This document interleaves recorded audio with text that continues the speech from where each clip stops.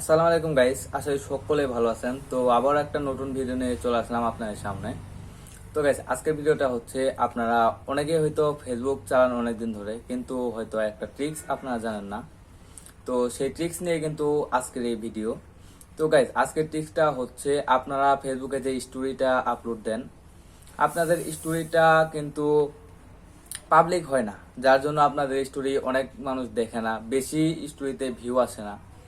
তো চলুন আজকে আমরা সেগুলো নিয়ে আলোচনা করি। তার আগে কিছু কথা গাইস, এই ভিডিওটা যারা আপনারা ইউটিউবে দেখতেছেন তারা চ্যানেলটা সাবস্ক্রাইব করে রাখবেন, এবং এই ভিডিওটা যারা ফেসবুক পেজে দেখতেছেন তার পেজটা ফলো করে রাখবেন।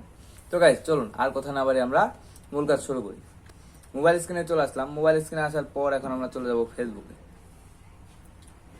এই যে আমরা চলে গেলাম ফেসবুকে। ফেসবুকে আসার পর কিন্তু আপনারা থ্রি ডটে ক্লিক করে দিবেন। থ্রি ডটে ক্লিক করে দেওয়ার পর আপনার সেটিংস যে অপশনটা এখানে ক্লিক করে দিবেন। তারপর একটু উপরে স্ক্রল করলে দেখতে পারবেন, এই যে দেখতে পাচ্ছেন স্টোরি, এখানে আপনারা ক্লিক করে দিবেন। স্টোরেজ এখানে ক্লিক করে দিবেন।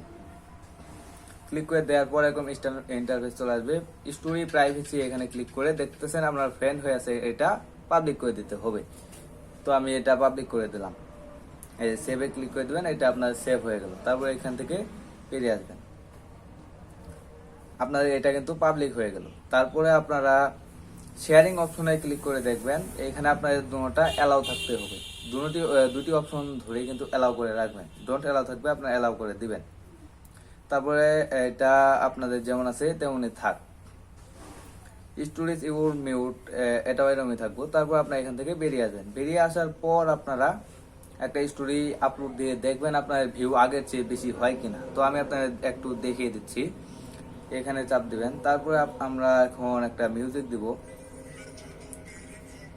একটু লিখে দেব। আপনারা এইভাবে লিখবেন,